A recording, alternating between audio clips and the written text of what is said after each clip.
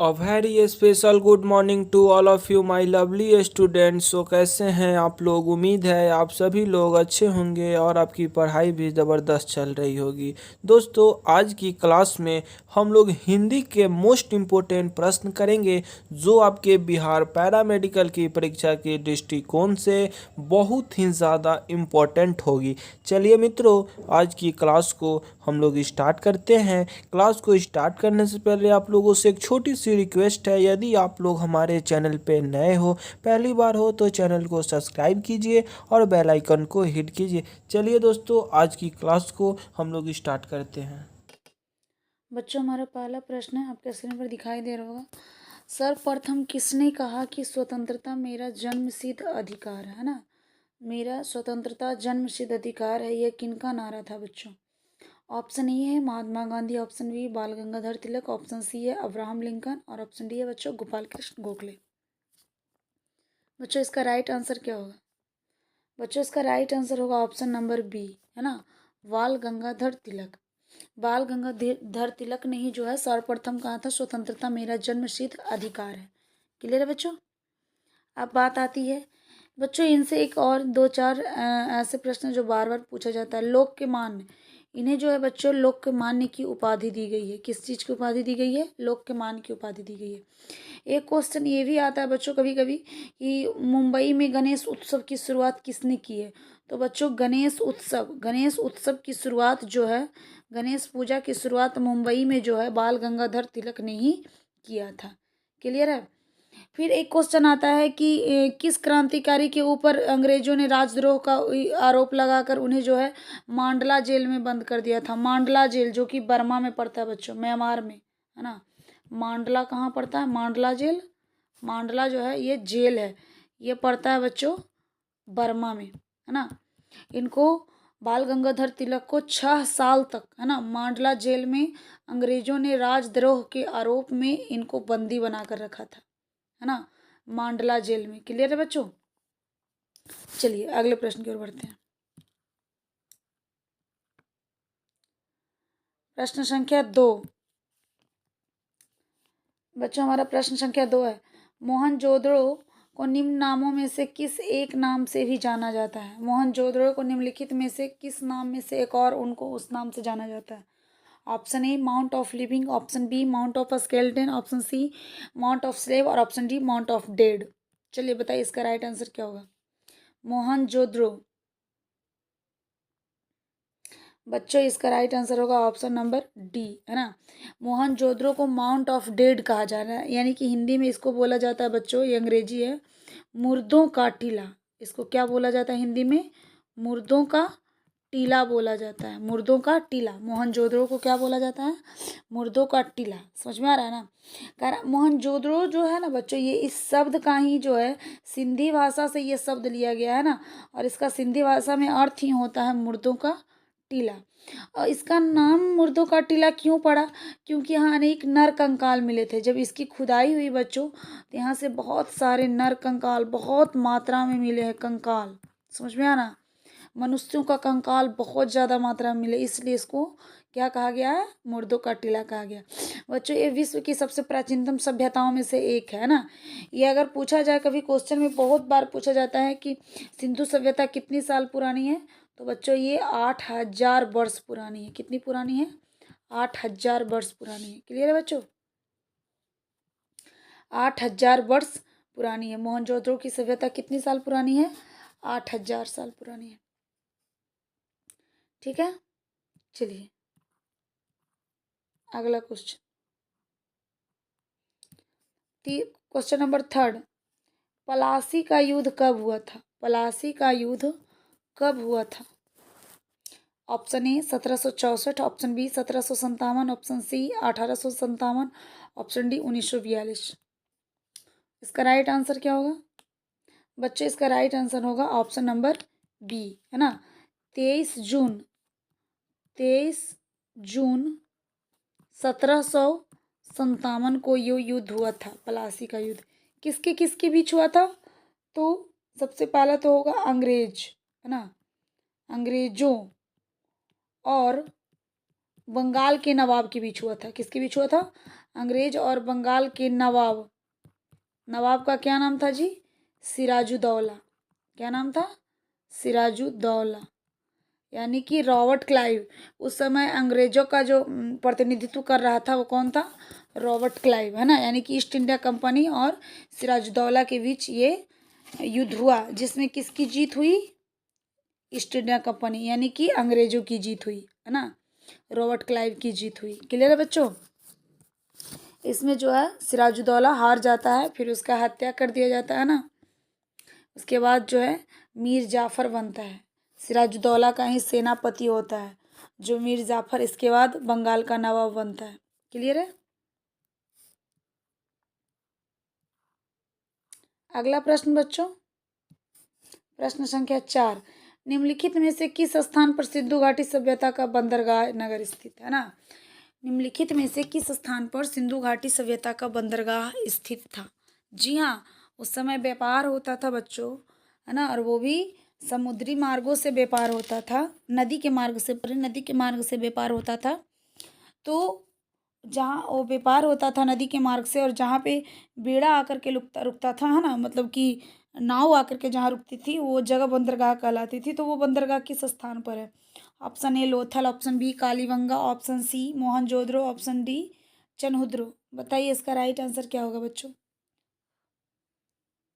बच्चों इसका right answer होगा ऑप्शन ए लोथल, है ना।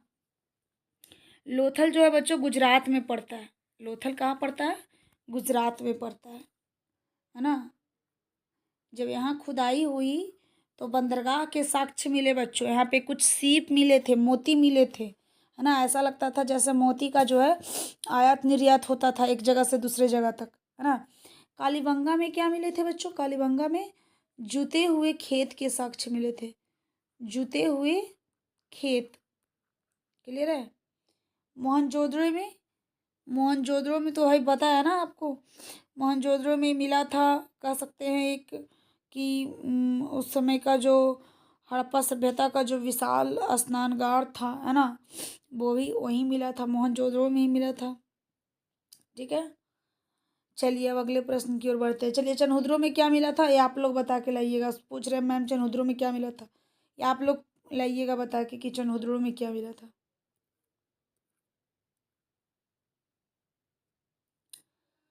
प्रश्न संख्या 5, अगला प्रश्न बच्चों, प्रश्न संख्या 5, 9 अगस्त 1942 को शुरू होने वाले भारत छोड़ो आंदोलन के अलावा स्वतंत्रता सेनानियों की अन्य कौन सी सनसनीखेज कार्यवाही 9 अगस्त को की गई थी? यहाँ पे क्वेश्चन को थोड़ा सा समझना है कि 9 अगस्त 1942 को भारत छोड़ो आंदोलन हुआ था ना, इसके अलावा कौन सा जो है निम्नलिखित में से कार्यवाही 9 अगस्त को ही हुआ है? ऑप्शन ए है नमक सत्याग्रह, ऑप्शन बी साइमन कमीशन का बहिष्कार, ऑप्शन सी चंपारण सत्याग्रह, ऑप्शन डी काकोरी कांड की लूट। चलिए बताइए,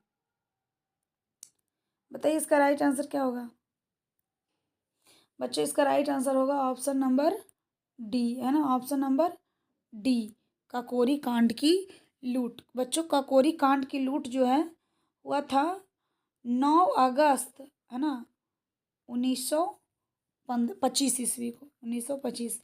देखिए ये भी 9 अगस्त, यहाँ भी 9 अगस्त, तो सेम सेम है ना। डेट पूछ रहा है कि जैसे भारत छोड़ो आंदोलन 9 अगस्त को शुरू हुआ था, तो और इसके अलावा और कौन सा जो है कार्यवाही 9 अगस्त को शुरू हुआ था? तो काकोरी कांड, काकोरी कांड बच्चों 9 अगस्त 1925 उस ईस्वी को ही हुआ था, है ना। इसके मुख्य अभियुक्त कौन थे? रामप्रसाद बिस्मिल थे, जिन्हें फांसी की सजा मिली, है ना, और एक राजेंद्र थे। चलिए अब है नमक सत्याग्रह। चलिए सबका डेट हम लोग याद कर लेते हैं। नमक सत्याग्रह कब हुआ जी? तो नमक सत्याग्रह हुआ जी 12 मार्च 1930 ईस्वी को। क्लियर है? 12 मार्च 1930। साइमन कमीशन का बहिष्कार कब हुआ बच्चों? ये हुआ था 3 फरवरी 1928 ईस्वी को, 3 फरवरी 1928 को। चंपारण सत्याग्रह, चंपारण सत्याग्रह कब हुआ था बच्चों? तो ये तो सबसे शुरू में हुआ था ना, 1917 में हुआ था, अप्रैल अप्रैल 1917 में हुआ था, है ना। महात्मा गांधी ने सबसे पहला जो है अंग्रेजों के खिलाफ मोर्चा उठाया था वो चंपारण से ही उठाया था ना, चंपारण सत्याग्रह से ही 1917 में। क्लियर है? चलो अगले प्रश्न की ओर बढ़ते हैं हम लोग। अब है प्रश्न संख्या 6। निम्न में से किस शासक ने ग्रांड ट्रंक रोड का निर्माण करवाया था? ग्रांड ट्रंक रोड का निर्माण किस शासक ने करवाया था? Option A Humayun, option B Babur, option C Sher Shah Suri, option D Shah Jahan. बताइए किसने करवाया था ग्रांड ट्रंक रोड का निर्माण? तो आप लोग बचपन से पढ़ते आ रहे हो। इसका राइट आंसर क्या होगा बच्चों? शेरशाह सूरी, ऑप्शन सी, है ना। शेरशाह सूरी ने करवाया था। एक क्वेश्चन बहुत बार पूछ चुका है, शेरशाह का मकबरा कहाँ है जी? शेरशाह सूरी का मकबरा कहाँ है जी? सासाराम है। ये क्वेश्चन बहुत एग्जाम में भी पूछ चुका है ना। और शेरशाह सूरी ने ही ग्रांड ट्रंक रोड बनवाया था, है ना, जो कि भारत की एक समय सबसे लंबी सड़क थी, है ना, सबसे चौड़ी सड़क, यूँ कहें कि सबसे बड़ी सड़क थी, है ना, ग्रांड ट्रंक रोड। ये सड़क जानते हैं बच्चों, कोलकाता से पेशावर तक जाती थी। इतनी लंबी थी कि एकदम पूरब से पश्चिम थी। समझ में आ रहा ना? पूरब से पश्चिम। कोलकाता कहाँ पड़ता है? ईस्ट में पड़ता है। तो यानी कि कोलकाता से, कोलकाता टू पेशावर, पेशावर बोले तो पाकिस्तान, है ना, यानी कि एकदम पूरब से पश्चिम जाती थी। समझ में आ रहा ना? अभी वर्तमान में भारत का सबसे लंबा राजमार्ग क्या है बच्चों? भारत का सबसे लंबी सड़क कौन है अभी? तो अभी है सबसे लंबी NH 44। याद कर लो, NH 44, है ना। ये कहाँ से जाती है कहाँ तक? ये श्रीनगर से कन्याकुमारी तक है। ये कहाँ से कहाँ तक है जी? उत्तर से दक्षिण है। यानी कि भारत का सबसे दक्षिणतम बिंदु कन्याकुमारी हो गया और उत्तर में हो गया श्रीनगर। यानी कि ये उत्तर से दक्षिण है, ये नॉर्थ टू साउथ है और ये ईस्ट टू वेस्ट है। क्लियर है? तो ऐसे भी हम लोग जानते हैं कि भारत में सब जो लंबाई अधिक होगा वो नॉर्थ टू साउथ होगा, है ना। तो भारत की सबसे अभी लंबी जो राजमार्ग है तो वो NH 44 है ना, नेशनल हाईवे 44। ये किसको श्रीनगर से कन्याकुमारी को जोड़ती है। और ग्रैंड ट्रंक रोड किसको जोड़ती थी? कोलकाता से पेशावर, यानी कि पाकिस्तान तक को जोड़ती है। चलिए हम लोग अगले प्रश्न की ओर बढ़ते हैं बच्चों। प्रश्न संख्या 7। अंतिम मुगल शासक बहादुर शाह जफर की मृत्यु कहाँ हुई थी? हाँ जी, मुगलों का अंतिम शासक कौन था? मुगलों का अंतिम शासक कौन था? बहादुर शाह जफर था। एक क्वेश्चन तो इसी में आ रहा है, ये भी बहुत बार पूछ चुका है। और मुगल की स्थापना किसने की थी? तो बाबर ने किया था, है ना। किसने किया था? बाबर ने किया था। और मुगलों का अंतिम शासक कौन है? बहादुर शाह जफर। तो इसकी मृत्यु कहाँ हुई थी जी? Option A Delhi, option B Agra, option C है रंगून बच्चों, ऑप्शन डी है ग्वालियर। चलिए बताइए इसका राइट आंसर क्या होगा बच्चों? अगर आप लोग नहीं जानते हो तो मैं बता दूं, इसका राइट आंसर ऑप्शन सी होगा, रंगून, है ना। रंगून म्यांमार की राजधानी है। कहाँ की राजधानी है? म्यांमार, है ना। म्यांमार की राजधानी रंगून है। बच्चों जब भारत में 1857 की क्रांति हुई, है ना, तो उस समय बहादुर शाह जफर ने भारतीय सिपाहियों के साथ मिलकर के जो है, या फिर भारतीय सिपाहियों का प्रतिनिधित्व किया, है ना, अंग्रेजों के खिलाफ। तो अंग्रेज सोचा कि नहीं, ये तो इतने साल से यहाँ राज्य कर रहा है और इसके अधीन बहुत सारे लोग हैं, है ना, और लोग इसकी बातों को सुनते भी हैं। तो ऐसा तो नहीं ना कि ये जो है, मतलब ये जो युद्ध हो रहा है ना, ये जो क्रांति हुई है, इसमें ये एकदम घी वाला काम करे, क्यों ना इसी को यहाँ से हटा दिया जाए, है ना। तो उसको उसने क्या किया कि उस लड़ाई में वो हार गया था। मुगल शाह जो था, सॉरी, मुगल शासक बहादुर शाह जाफर हार गया ना। और उसके बाद ये अंग्रेजों ने उसको क्या किया? रंगून भेज दिया। जी हाँ, रंगून की जेल में उसको भेज दिया, उसको कैदी कर लिया। और वहीं फिर कुछ सालों के बाद उसकी जो है मृत्यु हो गई। क्लियर है बच्चों? फिर उन्हें उनकी मृत्यु हो गई। इनकी मृत्यु कब हुई थी बच्चों?